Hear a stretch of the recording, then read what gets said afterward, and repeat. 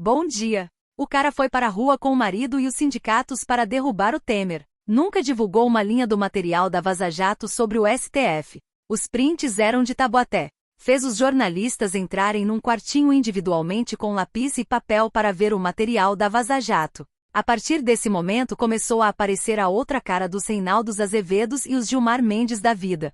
O hacker usava o Windows 95. O trabalho dele em parceria com todos os meios de comunicação foi com o objetivo de criar narrativa para tirar o Lula da cadeia. Ficou 3 anos em silêncio enquanto Moraes usava a Constituição de papel higiênico. Após eleição, passou a jogar um caminhão de pedras diário acima do Moraes. Do Novo está com gigas de material que incriminam só o Moraes. No período eleitoral existiram milhares de absurdos que a Globo nem noticiou. Ontem, em poucas horas, a Globo fez um programa tirando a pele do Moraes. Quem acredita que isso aqui é resultado do jornalismo independente, e que o Glenn não é um laranja que empresta o nome para algum poderoso, só posso dizer, ha ha ha ha.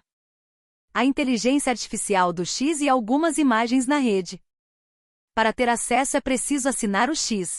As imagens são geradas através de prompts, comandos em português e inglês, e quanto mais detalhados, mais variadas as imagens. As vantagens: liberdade e pouco conhecimento para produzi-las. Desvantagens: dificuldade em reconhecer quando são reproduções de algo visto na realidade, inclusive podendo ser utilizadas para simular situações não acontecidas com pessoas. Use sua criatividade e risos. Há quem ache que é caso para a perda do cargo. Há quem entenda que é caso para a cadeia. Explicando a ilegalidade.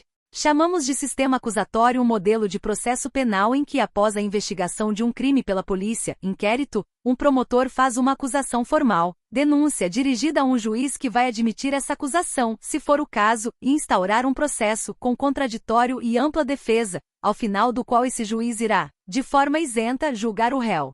O juiz não pode participar da investigação, inquérito, que precede o processo, selecionando provas que incriminem o investigado antes mesmo do processo começar, pois isso só significaria uma quebra da imparcialidade e uma espécie de pré-julgamento. Isso é inadmissível porque, em última análise, o grande objetivo do sistema acusatório é garantir que o réu seja julgado por um juiz neutro. Para garantir essa neutralidade é que o sistema acusatório exige a inércia do juiz. Ele não pode por iniciativa própria tomar medidas contra o investigado ou réu. Imaginem agora o seguinte: o juiz se encomenda a seus assessores relatórios que possam servir de base para que ele mesmo venha a condenar pessoas que sequer são réus ainda, que falaram mal dele próprio. Onde estão a isenção, a neutralidade, a ausência de pré-julgamento? Tudo isso é feito de forma escondida, sem nada oficial nos autos, o que mostra claramente que o juiz tinha plena ciência da ilegalidade do procedimento. Desde ontem, pelo menos, quem defende o Estado de Direito não tem o direito de não estar em estado de choque. Importante acrescentar que o juiz em questão ainda escolhia ele próprio as pessoas que seriam alvo da investigação, algo absolutamente incompatível com a inércia do judiciário, já explicada acima. Na caça de um animal selvagem, principalmente o leão, se o tiro não for letal e só deixar o animal ferido, a fera vai se esconder e se preparar para atacar com mais agressividade e surpresa. Todas as pessoas que aparecem nos comentários ensaiando lição de moral e me solicitando que eu repense opiniões ainda não aprenderam a formar frases. Quem pensa claramente exprime com clareza o dito pensamento. Sobra soberba nessa exposição gratuita de inépcia total. É imperativo, se o Brasil ainda for uma democracia constitucional, o afastamento imediato de Alexandre Moraes e dos seus auxiliares de todos os inquéritos que conduzem até a conclusão de investigações pelo CNJ e demais instâncias. Cadê a OAB? E o Senado? O mais inacreditável nessa história toda é haver gente disposta a tratar tudo isso como coisa normal, coberta pelo poder de polícia do TSE. Quando o nome correto dado pelos dicionários é, na melhor das hipóteses, abuso de autoridade, ou, conluiu na pior delas. Coincidentemente, o comando de caça aos celulares voltou com força. A mais nova inimiga da democracia tupiniquim é uma menina de 16 aninhos. Glenn é trumpista e Maduro é bolsonarista na URSS. O juiz resolveu punir fulano, aquele que ele não gosta. Veja aí o que consegue de provas contra ele. Olhei tudo aqui e não tem nada, fulano não cometeu crime nenhum. Não importa. Invente aí alguma coisa, use a criatividade, risos. Asterisco não é sobre uma obra de Franz Kafka. Em democracias, a eventual evidenciação de que o poder judiciário direciona a produção de provas para punir desafetos de seus integrantes, inclusive criando elementos ilegítimos, representa o colapso de toda a ordem institucional. Mas isso, claro, em democracias. Não há nenhuma possibilidade de se considerar democrático um sistema em que o juiz, que deveria apenas julgar, também investiga e até cria as provas de acordo com sua conveniência. Quando se torna público que isso acontece, fica absolutamente claro que se está sob uma ditadura. O passo seguinte é escancarar quem a apoia. Podem me corrigir se a conta estiver errada. Temos 560 mil urnas eletrônicas que geram os books são transmitidos ao TSE de forma infalível, segura, inviolável e inhackeável. Cada book pesa o quê? 20 kilobits? Isso seriam aproximadamente 12 gigabytes de informação transmitidos ao TSE. Greenwald tem em mão 6 gigabytes, o equivalente à metade da informação da última eleição, na teoria provenientes de alguém de dentro do TSE? O meu boa noite vai para vocês que estão apoiando a Joyce Asselman, uma das primeiras a trair o presidente. @Jair Bolsonaro. Beijos. Esse ofício exige a censura de contas populares no Brasil, incluindo um pastor, um atual parlamentar e a esposa de um ex-parlamentar. Acreditamos que o povo brasileiro merece saber o que está sendo solicitado a nós, diz a nota da equipe de assuntos governamentais globais do X.